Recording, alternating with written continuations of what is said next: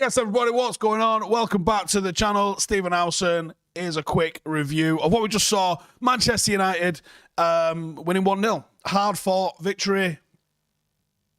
The start of the Rangnick revolution.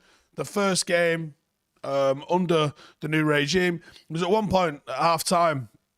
I was just having a look. It was on the bench. I went onto live score, and it's got the bottom coach, Ralf Rangnick, and just, oh shit, yeah, made me laugh. So, you know, it was one of those games, wasn't it, really?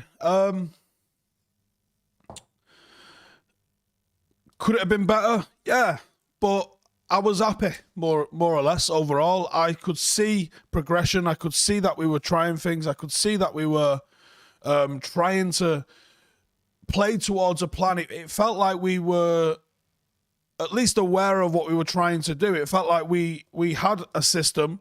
We knew what the system was, and we were trying to put that system into play. And that, for me, is all you can ask for us. It was a positive start, and it was a step in the right direction without going too over-egged.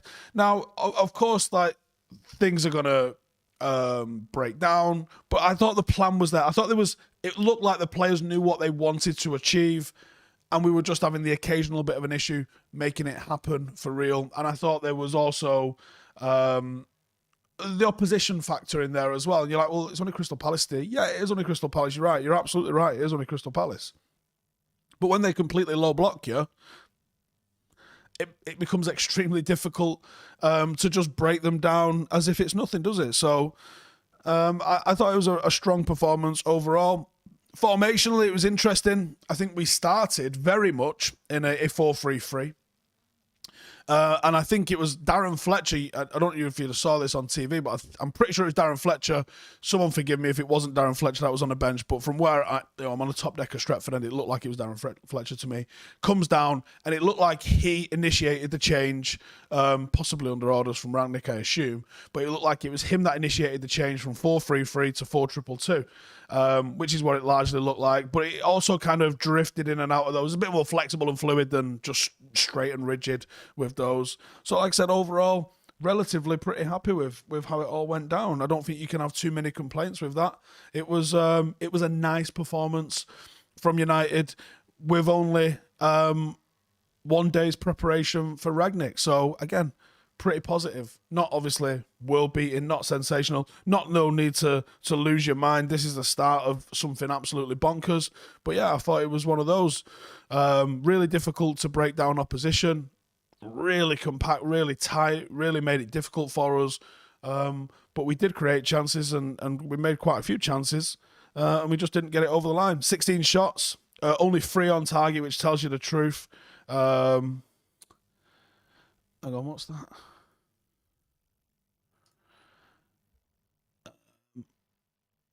Two big chances apparently coming to them and not to us. Completed 435 passes to Palace's 235, 165 in the attacking third, 20 crosses. So I think there was a bit more crossing of the ball going in today. I think that's something that we should utilise to try and get the best out of Cristiano Ronaldo and some of the other players. I'm going to come to the Patreon group to see some questions as well in a minute. And if you've got any questions in here, throw it in the mixer. How did everyone enjoy the rundown last night? Did you enjoy it? Did you tune in? I'm going to get the questions up. I just need to open this page. And there it is. Does Ralf rotate much, says Mardragon. Again, I don't know that much about him yet. I'm still learning, so I'm still trying to figure it out and see what the crack would be. Obviously, we've got young boys midweek. I think there's probably going to be some changes, and I guess we'll see what. Got some questions here. Gareth97 says, what has Fred changed in his game? I don't think necessarily it was today. I think the change has been coming over the last week or two, really, under Carrick as well. He's moved from being a predominantly number 6 to being a predominantly number 8. Now, he was on the number 6 line a lot today. He was still extremely deep. In fact, I'm just going to have a look at his average position. And I can't even see it. No, it's mixed up with everybody else. It was... I'll have to get it up on the Opta stuff and see. But it was higher than usual, and I think you keep him out of our box. It's just a better option. He's good off the ball, and this is the thing that people struggle to deal with a lot of the time is on the ball is what catches the eye, but off the ball is what wins you games. And you've got to work off the ball. And if nothing else, Fred can do that. I think he's got to simplify his game. There was a few times that we went to him looking to the switch to find someone that was in space on the opposite side of the pitch, and he did that, and he broke down for him, and that was when we struggled. So I think you simplify his game, and there's something in there. Tellers and Diogo Dalot, those are two lads that really could benefit. In theory, second choice left back and right back at least. And actually could be the two main beneficiaries of this new system, probably along with Fred, actually. Alex says, Steve, when Rashford was back in training after his op, someone said he was looking sharp. Every time I see him, he looks slow and no up for it. Yeah, I'd agree, actually. That is what our first team player said. But I would agree. I don't think he's looked at the races at all. I think he was poor again today. It was all, he won a foul driving into the box, but outside of that, he didn't really seem to have much ingenuity. Still looks a bit off the pace. Has he done 90 minutes yet? I'm not sure he's done 90 minutes yet. Maybe midweek Champions League is something a bit more interesting for him. Great to see Elanga come on. He looked sharp when he came on, didn't he? So that's a positive. I'm going to go to some of the stuff that Rangnick's actually said, because I think he said off the ball, Fred and McTominay were perfect. So I was kind of getting into that a second ago. Yeah, Fred and Scotty almost perfect when the other team have the ball. I completely agree with that. But to play for Manchester United, both of those have to improve what they do on the ball. On the ball, both of them have got levels to go through before they could be acceptable Manchester United players. Some quotes there from Vieira. Just see if there's anything else from Rangnick. We didn't have a full training session ahead of the game. Yesterday was disgusting weather. Wasn't even Manchester weather. It was 45 minutes. Rest was video footage. Didn't expect them to play to that kind of level after such a short time. Why are we playing outside, though? Why are Manchester United forced to train in awful weather? They literally have 2 indoor pitches that I know of. Why can't we use our indoor pitches when it's weather like this? I know you don't want to get the boys used to just being soft and playing in closer conditions like that. Any of you like that have gone and watched the Paddock game from yesterday, we played in that yesterday. It was awful. It was horrendous. We played on an all-weather pitch and it was nearly rained off. Work that one out. But Manchester United have the opportunity to play indoors. We got to do that. More questions. Let's see what you guys are saying. Ego says, what's the biggest change you noticed compared to previous games? I thought we were looking to play forward a lot quicker. Sometimes the ball comes into midfield and we're happy to hold it for several touches, several passes, where it seemed to be very, very deliberately blasted through the thirds. Not just punted, but progressed through the thirds a lot more direct. Notch, how much of that do I think was Palace players' mentality being affected by seeing Ralf as much as we did? Did I notice an element of Howson in our setup? Interesting you mentioned Howson. I said to Josh, who was at the game with us today, I actually do believe Ralf Howson is going to be one of the names that gets thrown into the mix as United manager. Right or wrong, whether he would be right or wrong, I'm not even going to comment on that, but I just think he'll be one of the names that does get flung into the mix for us. James says, after watching today's game, how long do I think it'll take for the pressing style to be implemented at full capacity? And should I put my flights for St. Petersburg to watch Ronnie lift the Champions League? So I don't know how to implement this, but we have something called player data, which we use for Paddock FC, which tracks the runs. I don't know if I can get... In fact, let me see if I can get it up on here. So I'll show you... because I posted a screenshot into the chat yesterday. Let me just see if I can throw this in. I'm just going to put this into the chat. So this is the sort of stuff that we get with player data. I'll put it there. Right. Okay, so can you see that? So this is player data. And it has all sorts of different metrics that are on there. And you can see at the top, Booba run 9.9k yesterday. Joa did 9.5, and then Josh and Will and Omar did whatever they did. We also have max speed, high pressing intensity, sprints. These are the sorts of things that you'll see the little sports bra thing with a pebble in the back of it. That's collecting this kind of data. We get this sort of data. I was thinking of doing a video which sort of explores how you sort of measure pressing, how you sort of work that intensity, and how long it kind of gets you to doing that. We've probably been working this for about 7 or 8 weeks, at our level, which is obviously nothing like the Premier League level, and clearly I don't know anywhere near as much as Ralf Rangnick knows about it. But we've managed to implement quite an effective 3, 4, 5-man press at our level. I would hope with the higher IQ that's present with Premier League footballers that it's implemented a lot quicker and a lot easier. But I'm thinking of doing a video on my channel. Let us know in the comments if that's something that you'd like to see us do, because I'm not 100% sure how we do that yet, or what the format of that wants to be. But I'd like to be able to sort of talk you through what player data is, and maybe how it's utilised in the Prem, why it's utilised in the Prem, and maybe if we can sort of push on to what sort of training time we could be looking at for the first team to get in the mixer with it there. Loki says, first time I've noticed United pushing to win second balls. Is the squad good enough for top 4 but needed the right coaching and organisation? The squad's good enough for top 4, but it might be 4th, if we're being real with ourselves. It might be the 4th best squad because of the balance that we've not got in midfield. I would agree with you on the second balls. It did look like there was a little bit more fight for those second balls. Tom says, has Delo started to show he could be a potential long-term starting 11 right-back, or is that a bit giddy?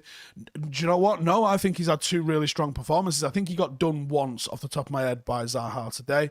A very, very tricky opposition for anybody. So pretty solid performance there from him. Let's see how it develops from here for him.